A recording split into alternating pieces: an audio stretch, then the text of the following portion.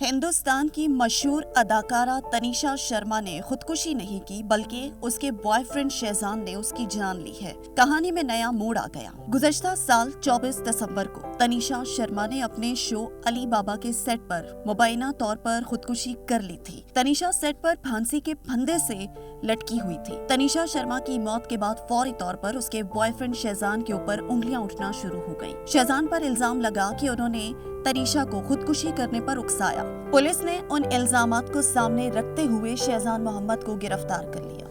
लेकिन अब इस कहानी में एक नया मोड़ आ गया है। पुलिस की अब तक की तहकीकात के मुताबिक तनीषा की सेट पर ही मौत वाक़या हो चुकी थी, लेकिन तनीषा शर्मा की वालिदा अपने आज के बयान में कहती हैं कि उनकी बेटी सांसें ले रही थी। शहजान ने तनीषा को उठाया और उसे अस्पताल से दूर ले गया। उन्होंने कहा कि अली बाबा के सेट के करीब ही 5 मिनट की मुसाफत पर अस्पताल मौजूद था। अगर तनीषा को वहां ले जाया जाता तो वो बच सकती थी।